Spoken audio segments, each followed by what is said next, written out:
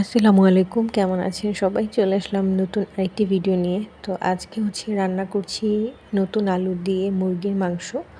তো আমার বাসায় সবাই মুরগি পাগল, গরু মুরগি, আর আমার বাচ্চারা ছোট, তাই যার কারণে গরুর মাংসটা তেমন একটা রান্না করা হয় না।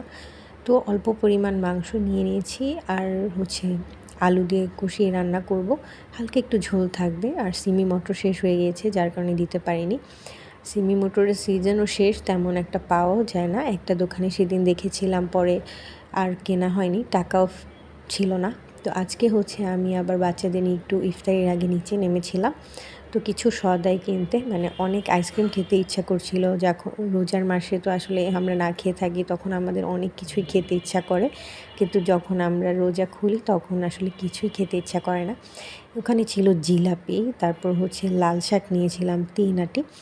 তো রাত করে যেহেতু আমি শাক রান্না করব না, এটাকে বেছে রেখে দিব কালকের জন্য, তো আমি পেয়েছিলাম হাতের কাছে, তাই নিয়ে নিয়েছি। কারণ অনেক দিন আবার শাক খাওয়া হচ্ছে না রোজার মাসে, রাত্রেবেলা গ্যাস হয়ে যাবে, সারাদিন খালি পেট থাকে আর কি।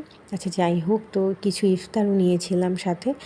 আর বাচ্চারা খুব আইসক্রিমের জন্য পাগল হয়ে গিয়েছে। এখানে 1 ডজন ডিম নিয়েছিলাম, ডিম আবার একটা ফেটে গিয়েছে। তো ওদেরকে আইসক্রিম দিয়ে দিলাম যে তোমরা খাও নিজেদের মতো করে। তো ছোট বাচ্চা আবার খুব জিদ করে, ওকে আবার আলাদা একটা দিতে হবে, না হলে সে খাবে না। তো যতটুকু পারে খায়, পরে ওটা আবার আমি খেয়ে নিই, এরকম। তো এখানে ইফতার জিলাপি আজকে আর খাবো না, জিলাপিটা আমি ফ্রিজে রেখে আসছি। এই বেগুনি আমার বড় ছেলে ছোট ছেলে দুইজনই পছন্দ করে, কারণ বেগুনিতে ঝাল থাকে না, কোনো পেঁয়াজ মশলা থাকে না এমনি, তাই ওদের জন্য বেগুনিটাই নিয়েছি। আর আমার জন্য আলু চপ পেঁয়াজু, তো ওরা মিলে ঝিলেই খাবো আর কি, এখানে যা আছে। তো ওদের জন্য বাটিতে আলাদা করে দিচ্ছি। আর ছোট বাচ্চা আইসক্রিম খেয়েছে, ও আসলে খাবে না কিছুই। তো আজানের জন্য অপেক্ষা করতেছিলাম, নিচে অনেক ভিড় থাকে। তো এই যে কিছুক্ষণের মধ্যে আজান দিয়ে দিবে। তো রাস্তাঘাট একেবারেই ফাঁকা। আমি একটু বারান্দায় আসছিলাম কাপড় চোপড় নিতে, আর একটু দেখতেছিলাম যে কী হয় আশেপাশে। একদম নিরিবিলি পরিবেশ, 1-2জন মানুষ থাকে আর কি। তো যাই হোক, বাসার সামনে মেন রোড, তো সব কিছু দেখা যায়, অনেক ইফতার বিক্রি হয়, একটা হই হুল্লোড় থাকে। আসরের পর থেকে খুবই ভালো লাগে। তো শাকগুলোকে বেছে নিয়েছি, এগুলোকে এখন একটা পলি করে ফ্রিজে রেখে দিব, কারণ এটা কালকে ধুয়ে তারপর রান্না করব।